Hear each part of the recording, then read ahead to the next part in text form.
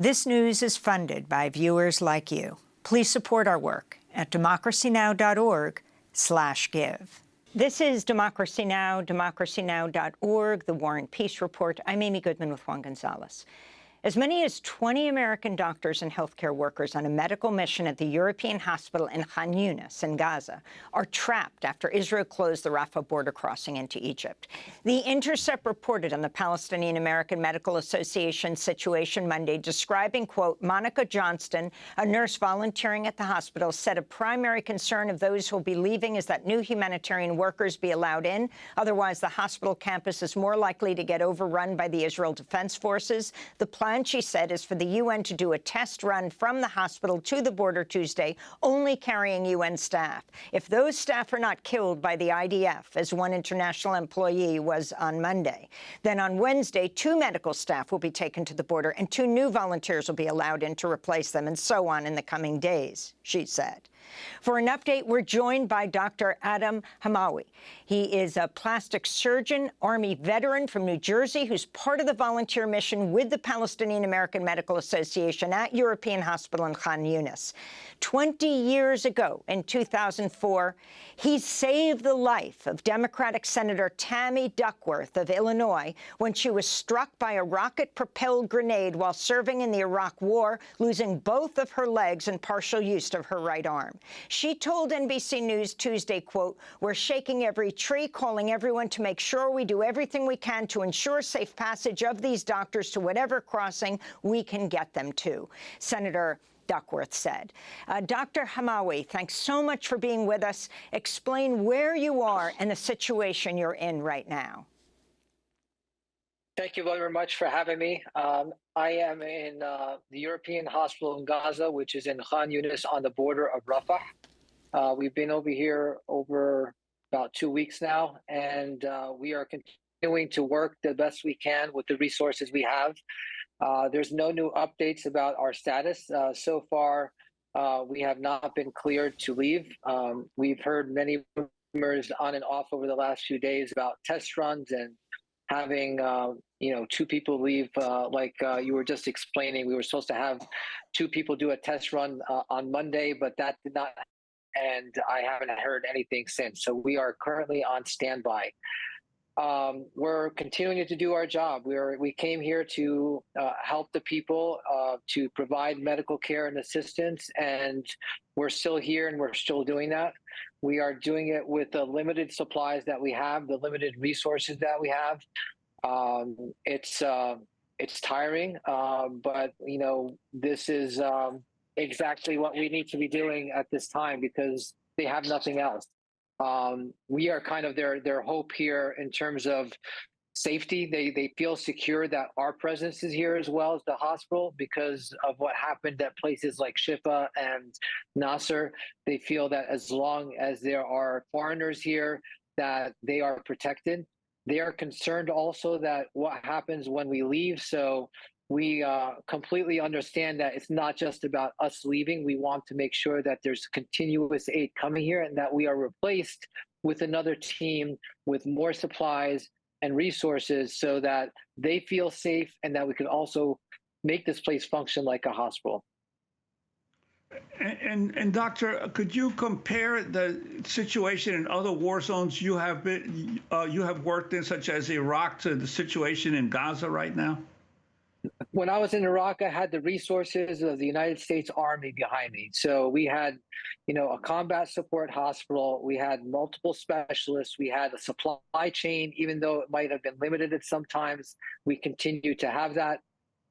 And we were dealing basically with combat. I was dealing with people who got injured because they were either soldiers, combatants. There were civilians that were injured, but it's nothing compared to what I'm seeing right now. 90% of who I see are civilians, and the injuries are just massive. And in terms of your ability to access electricity, internet, phone lines, and communication to the outside world, what's it been like? So we have intermittent internet at times. Electricity also is on and off. Electricity has been even worse over the last, I would say, 4 or 5 days, just because the fuel for the hospital is running out and they're trying to conserve it. So they've been cutting off electricity to some of the wards and trying to preserve it for like the operating room and the ICUs in order to make it last as long as it can go. There is again, I have almost no cellular service. The wireless does get internet in some locations, and it's like random. So like I was having a little trouble before getting on this show, so I was a little frantic trying to find a good spot, and finally got it. So I'm glad I'm here. Well, we really appreciate you making that contact with us. If you can describe the situation with the Israeli military moving into Rafah, cutting off the border crossing, hundreds of thousands of Palestinians who are displaced from all over Gaza now heading back north, and what's happening in the hospital you're in Khan Younis, and particularly the children that you're treating. Most of my patients are children. My average patient's about 12 or 13 years old. They range from the youngest one I've taken care of is about 4, and the age goes up to like mid-60s or 70s. The people, since the invasion of Rafah, we've had a lot of the hospital personnel leave because they are trying to get their families out of Rafah. Many of them have either moved there from other parts of Gaza, or they have lived there and they're trying to flee. I just saw a nurse this morning. I met him the first week that I was here. He hasn't been around for 7 days, and I just saw him. It was like he looked dehydrated. He looked completely exhausted. He basically broke down and cried, telling me what he went through. He basically went to take his family out of their home and take them basically all along, out into like a clear area that was a designated safe zone. He took his wife. He has 2 daughters, one that's 2 years old, another that's 3 months old. They went to a place that had absolutely no shelter. He basically said it's like the desert there.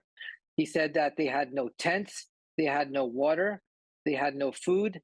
The other day, he had to stand in line from dawn to about sunset just to get a jug of water for the family. He says that he has like absolutely no electricity, has no water, and he basically broke down and cried because he says, like, I feel like an animal. I don't know what to do. When we go to the bathroom, I dig a hole in the ground and we go there, and he says, his family a week before, his extended family, his uncle and his cousins were hit by a strike, an airstrike during the night, which killed most of them except one of his nieces and another cousin. So he said that they all passed away and died, were killed while they were sleeping. He said, I wish that would have happened to us, because at least we wouldn't have to go through what we're going through. And Dr. Hamawy, 20 years ago, you provided life-saving care to now Democratic Senator Tammy Duckworth of Illinois when she was wounded in Iraq. Have you had conversations with her office about the situation there? Yes, her office has been in contact with me, and I know she's doing everything she can to try to help us not only leave, but to provide that humanitarian aid into Gaza as well. I really appreciate everything she's doing. Can you talk about the United States, where you come from? On the one hand, you have President Biden announcing he's halting a shipment of 2,000-pound bombs because he doesn't want them used in Gaza. He also said he wants Israel out of Gaza. At the same time, on the eve of today, he announced $1 billion of weapons to Israel. If you could speak with President Biden today, what would you tell him, Dr. Hamawy?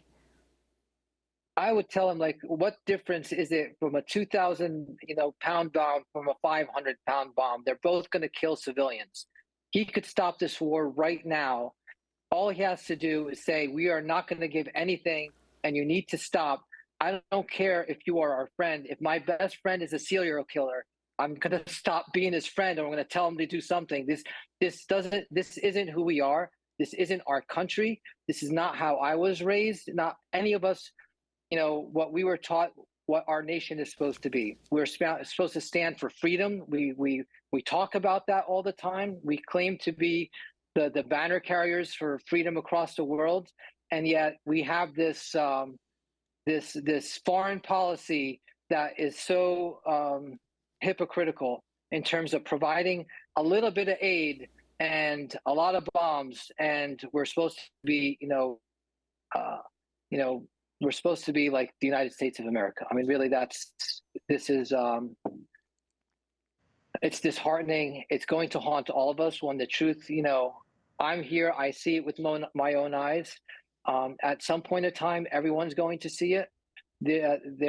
I went out into Khan Younis, and it is flattened. It looks like a nuclear bomb hit the center of town. There's not one building standing, and every building was entered in after it was bombed and completely vandalized. There's gunshots, there's graffiti everywhere that was placed after it was destroyed, making it completely uninhabitable. This is not a war vandalized against... by who, Dr. Hamawy? Well, all the words on there are in Hebrew. We only have 30 seconds. Why did you go to Gaza? You are risking your life.